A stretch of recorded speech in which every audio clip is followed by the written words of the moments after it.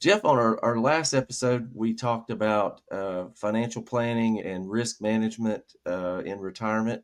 So I'm pretty excited in this episode to continue that conversation and talk about the Four Seasons GPS, which is a tool that you've told me about in the past. How exactly does that work, and what does it entail? And this is where, when a client lays out what they want their retirement to look like, how much money they want to have coming in, the travel plans, the bucket list, let's say, of things that have a price tag on them. This is where this retirement GPS tool, we call it your roadmap to financial success, financial freedom.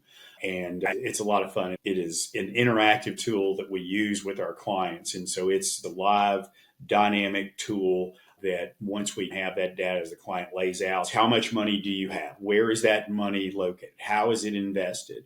And that kind of thing. So that's the black and white. So we plug that into this retirement GPS tool. We talk about how much is your Social Security going to be, your wife's Social Security, when are we going to start drawing it?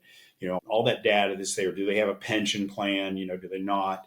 And they're going to work part-time during retirement, all those kind of things. So you just take all of that data, and that just comes from sitting down, as I've talked about, and asking those three questions: where are you, where you want to go, how you want to get there, and then just sitting back and listening to them, and basically, as I said, giving them a canvas and a brush and letting them paint that picture for you. They've provided the financial, the papers, right? The data is going to be there. They just slide that across the table. But how they articulate that, what they want it to look like, and that, again, that dare to dream aspect of it, you have to listen to that, and you got to take it somewhere to try to see if those dreams can come true. And that's the retirement GPS tool that we have.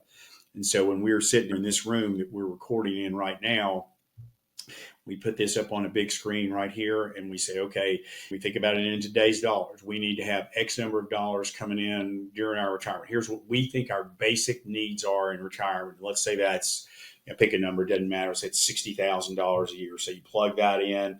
And how long are we going to live? And if it's a husband and wife, how long are they going to live? So you put all of that in there.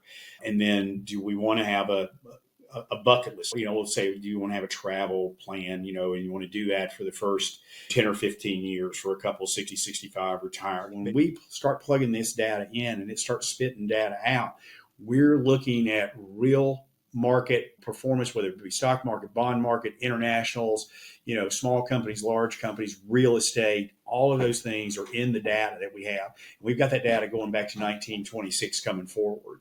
So when we're evaluating whether someone has enough money to retire in the lifestyle in which they've grown accustomed to living and have those travel expenses that are in there, we're not assuming a rate of return. We're not building in a static rate of return. We're looking at actual rates of return over historical time period. So it does a rolling period analysis for you. So if you look at that couple age 65 and you assume they're going to live to age 90, so that's a 25-year time period, you will run 79 different rolling period analysis to look at. And it will spit out data back to us based on where they are currently. And it will tell us the best time period, the worst time period. Maybe they ran out of money in some of those time periods, right, in the worst. And maybe it'll tell you how many times and what time period it might have done that. But it'll also give you the average imbalance. Usually you can take out the best time period, you just throw it out, because that's usually pie in the sky. Maybe the next 25 years will be the best, but I doubt it. Will it be the worst 25 years? Probably not. So, you look at that, you can really walk away with confidence, right? That when you put together a plan, that it's going to work and hold up for a long time period, because you've built in inflation, you're built in tax rates, you're looking at Social Security benefits, pensions, they're real assets in real portfolios. It is a beautiful tool that we use in here. It is as powerful as anything that I've ever had access to use for clients. And when you sit in here with a client and you go through, you can do it live. You can create as many different scenarios as you want to. The clients, and they can get it, right? That's where you can see them begin to get comfortable with talking about the numbers. They can see it, feel it, taste it. And that's a beautiful thing to be able to do that.